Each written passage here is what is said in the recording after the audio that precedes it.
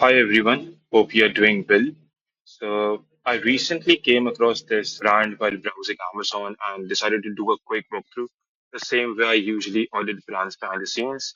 And everything I'm sharing here is based on publicly available information only. I do not have backend access or ad spend data or internal strategy context. So this is purely, an outside in perspective that other competitors or their customers might. That being said, after spending thousands of hours inside Seller Central, there are certain patterns that become very obvious when something is being underutilized. So let's start with the main SKU for wholesome provisions store. This is the main SKU. This has got the highest sales. So this product has got like three different variations. You know, pack of 7, pack of 21, pack of 35, and this has the highest amount of sales. And what I can see here is, this title compared to this title, compared to this title, they're actually the same. You're only changing, and this is like called pack of 5, while it is pack of, uh, you know, 31, right? A pack of 7's pack of 5. In here, you've mentioned 7 pack. In here, it's not even mentioned 7 pack. So I think this is a problem. And once again, you've got the same title. So what basically happens, when you've got the same title is you there's a missed SEO opportunity. You can actually, whenever these variations are sharing the exact same title and even like exact same bullet points, these are the bullet points. And then you've got exactly same bullet points in here as well. So they haven't, slightly tested different bullet points. And what basically happens is, you're essentially limiting how many keywords the catalog can index for. So even small variations in sort of like language or in use cases. So you will have different use cases for this product, right? And having that can actually make that child ASIN to pick up incremental search visibility. And right now that leverage is not being used. And the same applies to bullet points as well. The same applies to title and bullet points. And with over 1,200 reviews and 4.4 ratings, there's clearly going to be enough customer feedback to tailor those budgets slightly for different pack sizes or buy intent. But that insight, is not reflected in the content. Now, moving to images, the infographics are actually decent, 15 gram protein. But I would say, I would make changes to the font and I would make changes to the style as well in order to add more clarity, to the listing. This scale, when they're doing 20K in revenue, small uh, views can actually, impact their conversion. And these images are actually, your prime real estate, and you should do more work in communicating benefits clearly and quickly. Now, coming to the sales distribution across different variations, this one has got 300 plus sales. This one has got 50 plus sales, and this one Amazon is not recording any sales. So I'm assuming that they're sort of like using this as a loss leader, right? I would say that because they've got around 600 units moving in, I would say if they're using this as a loss leader, this is like a customer entry price point, they should use different strategies to push, the other SKUs as well. And it could be via different means. It could be via brand tailored promotions. It could be via, sponsored display retargeting. And there could be multiple cross sell strategies that can be implemented in order to ensure that your higher price point SKUs are selling as well, just in order to increase your, average order value. So yeah, one another thing that I noticed here is that sales, overall appear to have declined over the past 12 months, which make this breakdown even more important. And of course, the 1895 product clearly attracts the most buyers. It has got 300 plus sales, and of course, they can utilize that to increase the exposure of new to brand customers and then track their repeat purchase rates data as well. So when I scroll down, another thing that I start noticing is that competitors are actually actively targeting them, and this is the best selling SKU, right? So competitors are targeting them here with sponsored display. They are targeting them with, this is sponsored display. I moved down a bit. There's once again sponsored brand. I think they were targeting them from sponsored product as well. But right now, it's not showing. But when I move to the second best-selling SKU, yeah, so this is being targeted via sponsored products as well. So, you know, when you have got your best-selling or your second best-selling SKU, just ensure that you're maintaining product defensibility there. And this actually, can be a red flag. So if competitors are aggressively targeting your highest traffic ASIN and you're not essentially defending their real estate, even though you have got like different products in your catalog, you've got enough catalog size that you can defend your best-selling SKUs, and of course you can divert the traffic to your own SKUs.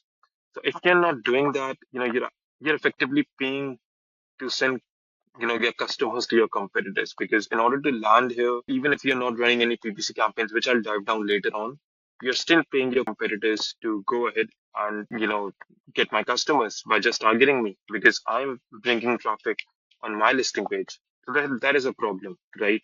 And going down a bit below, when I have a look at the A plus content, so number one thing which I notice is that I do not see a brand story here, which is once again it's sort of like a problem.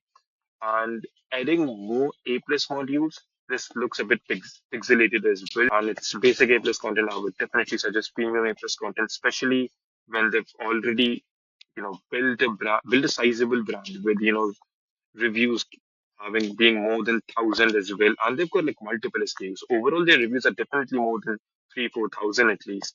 So adding more A plus modules, what actually, it does it helps customers, for all of these competitors, it helps your competitors push further down and give the brand more control over the buying decision, because your competitor ads start appearing just from one scroll. So adding more and more A plus modules, it actually increases that friction.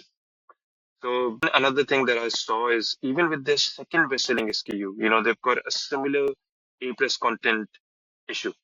Even in here, and I'll show you what this listing is about as well. So this is like protein waffle square, right? I go down here, and the A plus, the title and bullet point remains there, and I see that maybe a different. All right, this is being targeted. It shows half of the packaging, and then it just finishes off. So no brand story, just two or three carousels. So that shows that the whole catalog is not being treated holistically, and each SKU is being left somewhat exposed rather than structured to support one another. And when I look, when I try to study their PPC strategy, one another thing which I sort of like notice is there's only one keyword in here with a sort of like core organic, right?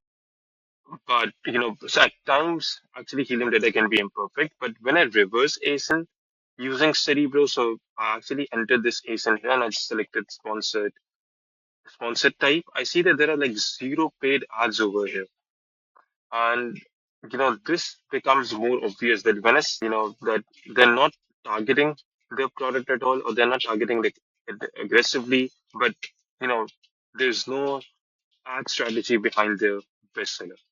And this becomes even more prominent when I search their brand keyword and I see their competitors actually, trying to target them.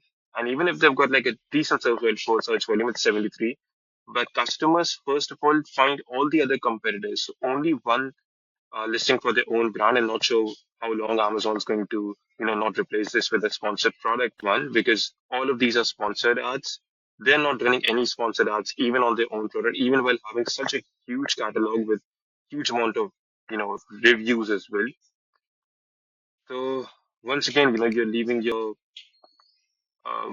own branded keyword to your competitors. So to summarize all of this, I'd say three things. This is not a weak brand. The product has got strong reviews. It has got clear demand. There's proven sort of like sales history as well. But the main gaps that I see are in three essential areas that I would say solve them. Most of them are like free solutions. You can implement them in just like 24 to 48 hours. So number one is catalog level SEO. So titles and bullets across variations, they need differentiation to capture more and more keyword coverage. Secondly, it's your product detail pages, real estate protection. More A plus content, carousels, and stronger self defense of the best selling.